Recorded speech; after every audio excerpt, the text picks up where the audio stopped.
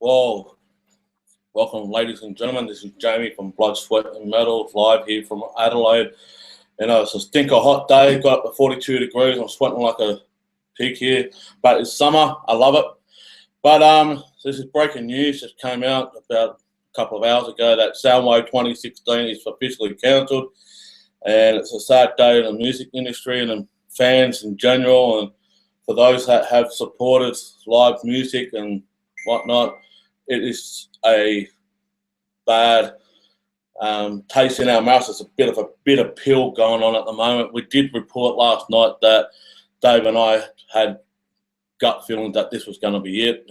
It's over. The way that it was mismanaged and whatnot, it's just gone through the cycle now over the last 24 hours, and it has basically, I believe, in my personal belief, that it was cancelled a long time ago. It's only just been officially announced now. There's poor ticket sales galore. As soon as the lineup got up about just under a month ago, I basically said it was going to not sell that well.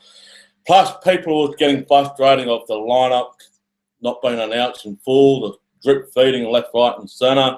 It took time and people were getting impatient, and it was just a matter of time of when they were going to really finally pull the bullet on Soundwave, and it's just unfortunate that it actually has to happen this way. And me personally, 2015 has been a massive year in music in general for me personally. I mean, I've seen a lot, and I've been given a pleasure to witness a lot of great artists and bands this year. And it started off early this year with Soundwave, and I cannot thank AJ enough for bringing the bands out, not just for 2015 but previous as well. But when you look at the flip side of things, how it's been managed behind closed doors, I don't have the full inside story.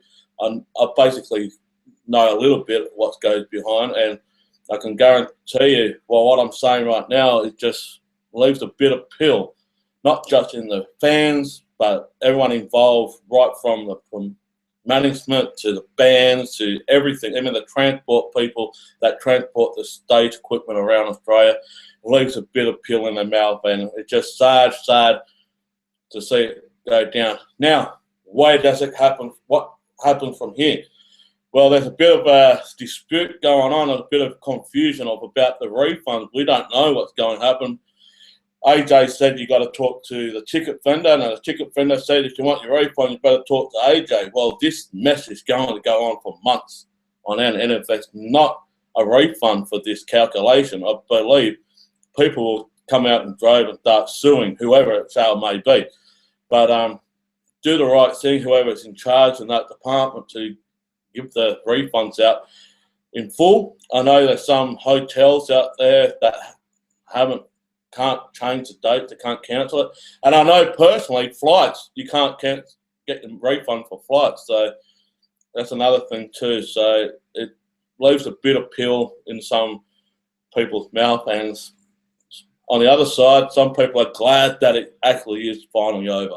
Enough of the BS, enough of the drip feed, enough of all this mess that was created a few years ago, and it just snowballed in a complete catastrophe, and it's a sad day. It really is. So what are your memories? Well, personally, my biggest memory is seeing Judas Priest on the bill.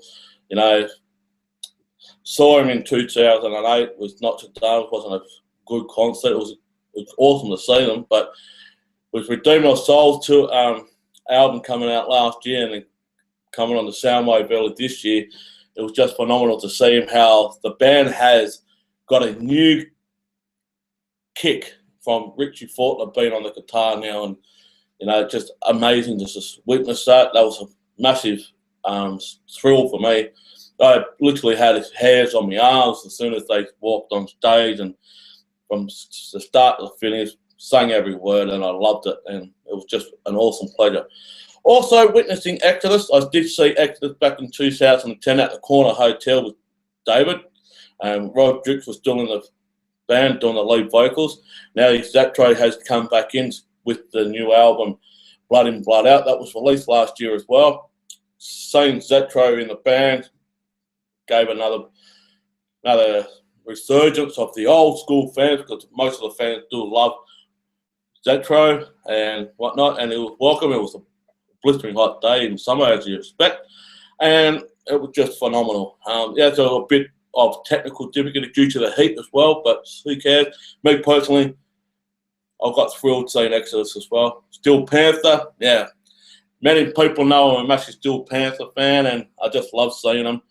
And yeah, I did go over to Melbourne to see the sideshow with Slash as well and Steel Panther, and actually got a meet and greet down at the sideshow at the festival hall as well. That was an awesome privilege to get that as well.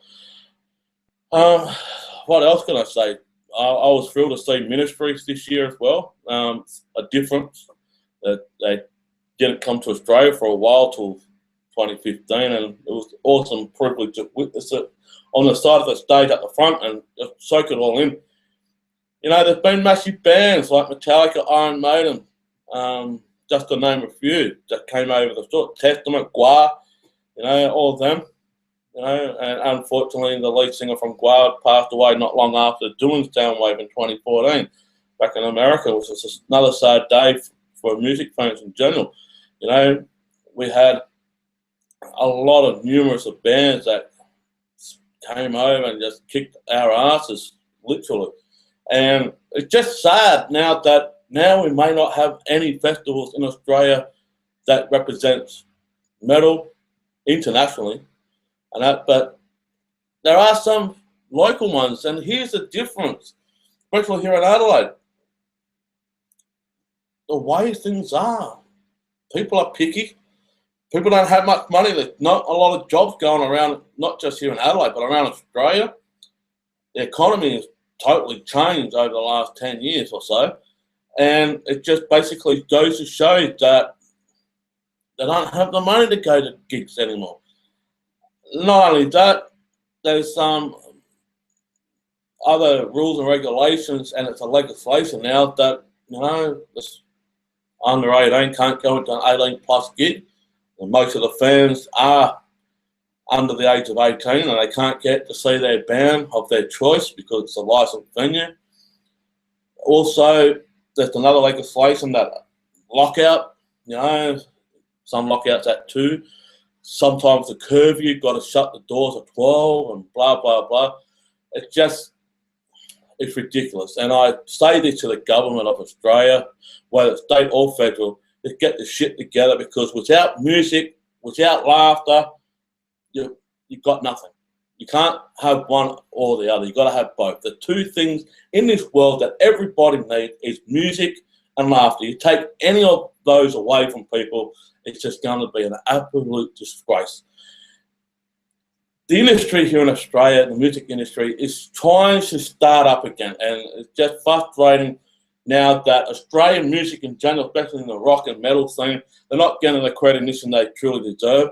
That's why they go overseas to make a break for themselves. AC/DC did it. They relocated to Europe and they blew everyone away, and they're one of the biggest rock bands in the world, if not the biggest.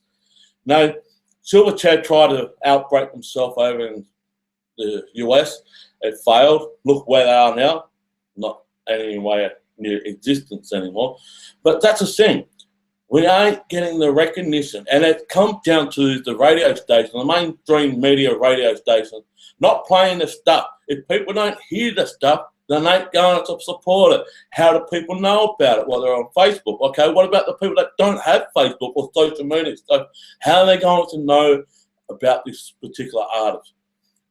People need to start plugging in and start supporting these bands, whether it's a mainstream media or even the independent. And I know a lot of independent, including myself, but a lot of independent podcasts are playing tons of metal, of music and new music that you guys will know. Now, it might not be everyone's cup of tea.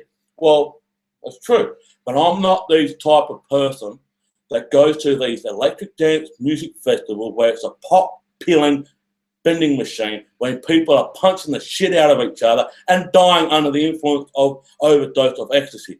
Tell me one person at Soundwave had died. Tell me one person that under the influence of drugs had died at a metal rocks festival. Okay, we'll talk about Woodstock. Yeah, people taking ecstasy, people taking LSD and all that, and pot and whatnot. But tell me one person that overdosed on that shit. There's one person back in 2001 that got crushed to death. It was a teenage girl at Big Day Out when Limp Bizkit was played. One. And it wasn't under the influence of drugs or alcohol. It was crushed to death. The mosh pit just went a bit too over the top and it crushed her. So, all you dance music fans, yeah, you can love it. As far as I'm concerned, you can stick it up your ass because I don't like it. It's ripping off the bands that made the music in the first place, and they go away, scratch their ass on the turntables and make a top 40 hit. So, thank you, but no thank you. I'd rather headbang my head, play air drums, play air guitar. I'll do all that shit. But it's a sad, sad day in the music industry.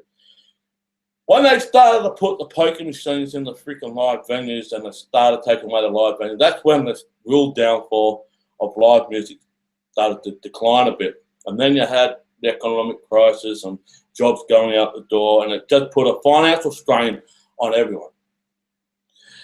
That's what I'm saying. I don't think there's going to be another festival at the extent of what Soundwave was ever again. Ever again. There might be little mini festivals, but there won't be major festivals like Soundwave to the extent of Soundwave ever again. We don't have the promoters. We don't have the support. We don't have the money here in Australia. It's getting milked out somewhere. Someone is milking the money out left, right, and centre. Now, do you blame the fans for not turning up? You can and you can't. Why I say you can't? Not everyone's going to like everything. It's a fact. Not everyone loves the same band. Someone will probably like Rage Against the Machine, and people hate Rage Against the Machine. Some people like Faith No More. Some people hate Faith No More. Some people like Metallica, but some people hate Metallica. You just don't. You just can't please and choose everyone. So it's a sad day. Whatever happens to refunds, who knows? I hope they sort that out, and I hope they do the right thing. And I did not personally buy a ticket for next year's Soundwave because I knew exactly what was going on. As soon as the month started to roll in and no announcement, and it was just time pursuing. It was just all over. By the time October came around, it was basically 3 months out of the date, and that was it. I just basically said, that's it. It's not going to happen. So poor ticket sales is an excuse of the calculation. I believe it's bullshit. I reckon it's more than that. Why I say that? Yes, ticket sales might be a factor due to the lineup. A lot of people were saying the lineup was pretty poor compared to this year and a few years back as well. But you're not going to please everyone. And another thing that I say, it's not just the ticket sales. There's a lot of financial trouble behind that as well. It just goes to show you that someone is lying and not telling the truth. And there's a lot of finger pointing going on. There's a lot of shit going behind closed doors, and put them in a boxing ring, put them in a UFC pay-per-view or whatever, and get them to beat the shit out of each other. But it's very, very disappointing, and it's sad to see something like this. There's so much great memories, so much time to chat, have a chat, make fans around Australia, and not only Australia, overseas, talk to the bands when you get the chance to meet them at the meet and greet tent, and just really get the brotherhood and sisterhood united into one. So that's all I got to say is just rest in peace, Soundwave. You lasted this long. Hopefully someone will pick up something, but I doubt it. I very much doubt it. It was it's just not economical right now. Fans are dropping off like flies, especially with the Black Sabbath and Iron Maiden. Tickets aren't selling that well due to the lack of jobs and lack of money, I suppose. And, it's just, I want to say to the fans, go on to support live music, but it's only so much I can do. I'm not here sitting to break their arm or tweak their arm and forcing it down their neck. You must go there, you must. But here's the flip side. If you don't go, the bands don't play, the venue's shut down. Not only that, venue's shut down due to freaking noise pollution complaints from people that build a compartment block next door, and next minute you've got a live venue next door, and the live venue's been there for years. So that's just me saying. Well, I will be doing another live shoot like this, and for those people who want to join, please do. But it's just a sad day in music industry in Australia.